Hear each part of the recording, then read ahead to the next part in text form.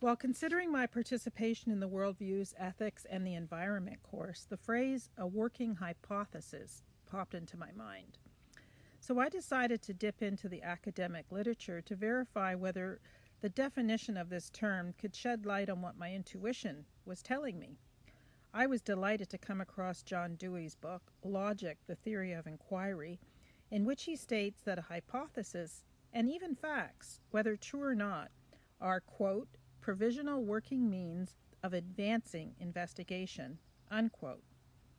In investigating worldviews, and my worldview in particular, I have come to realize that there is value in holding such views provisionally and not rigidly. So this concept of a working hypothesis is useful. What interests me about this realization is that I feel comfortable in acknowledging this provisionality. I even have a sense of spaciousness within me that is perhaps an inkling of what intellectual and spiritual freedom feels like, especially so with respect to the tenets of my religious faith. In the past, I used to console myself about my doubts by recalling the request made by a desperate man in the Gospel of Mark. After Jesus' disciples were not able to heal his sick son, he brought the boy to Jesus, who said, "All things are possible to him who believes." The man responded, "Lord, I believe. Help thou my unbelief." I tended to think I needed this kind of help.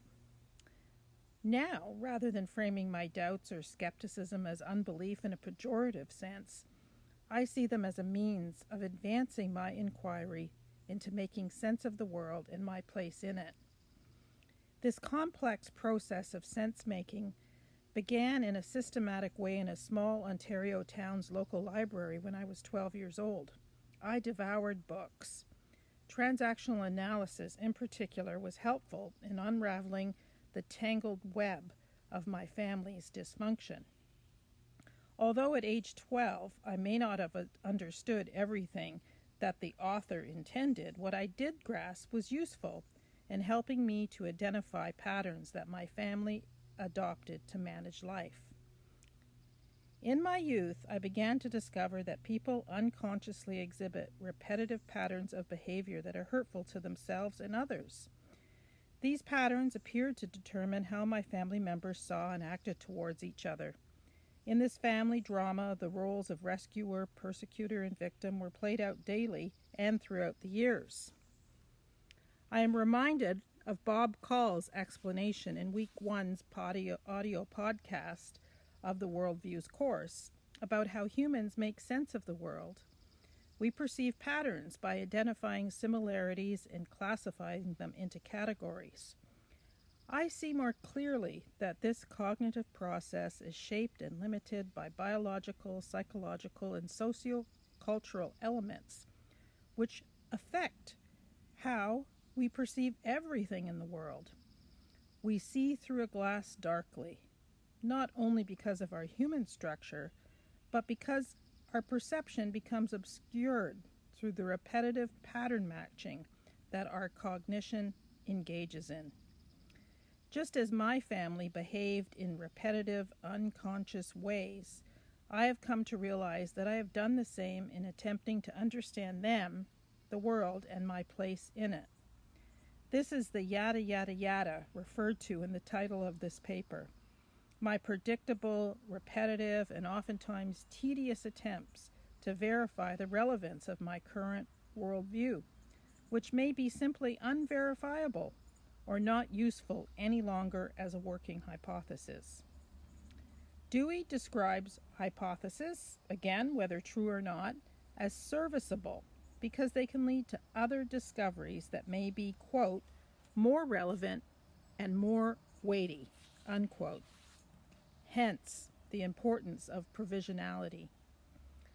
Regarding the yada yada yada, ironically, yada happens to be a Hebrew word used in the Bible meaning to know. It is first used in the Old Testament in Genesis about Adam and Eve. After taking the fruit of the tree of knowledge of good and evil, they knew that they were naked.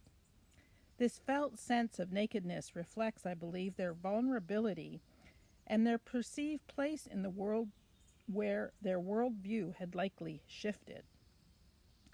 Later, it is used to describe Adam having sexual relations with Eve. He knew his wife, and she conceived and bore Cain. This intimate, experiential, and even sensual way of knowing was explained to me years ago to be the process by which spiritual development actually unfolds. It's not merely a matter of knowing chapter and verse or dutifully performing rituals, but is something that is felt and apprehended intimately. Unfortunately, there is so much that seems to get in the way of this kind of self-knowledge. In this course, through my reflection and mindfulness, I have learned somewhat to slow down, breathe, and recognize the obstacles that keep me caught up in the yada yada yada. Fear is one such obstacle that figures prominently in the media, in politics, and in daily life. Recently, for me, because of the COVID pandemic and climate-related disasters hitting close to home. Thankfully, this course has helped me to be more cautious about feeling fearful and anxious. Indeed, I'm curious about how fear leads me to adopt rigid conclusions rather than provisional ones. Dewey's caution regarding the history of science aligns with what I have learned. He says that, quote, when hypotheses have been taken to be finally true and hence unquestionable, they have obstructed inquiry and kept science committed to doctrines that later turn out to be invalid, unquote. I believe the same to be true when it comes to my personal worldview when I hold it too rigidly. Despite my ongoing conditioned responses to fear-inducing events, I have deepened my appreciation of the value of experiential learning and knowing, which can only take place internally within my consciousness, informed by how my senses respond to the environment. This way of knowing requires an openness to inquire within oneself. Through mindfulness meditation, reflection, and sit exercises, I have dipped into the ebb and flow of my interiority with compassionate curiosity.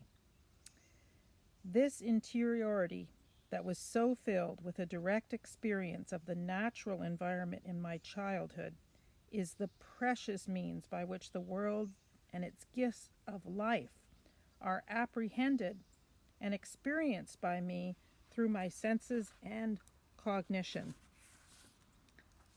I more deeply perceive consciousness as a gift in and of itself, and I think I may be more willing to hold my worldview lightly and provisionally.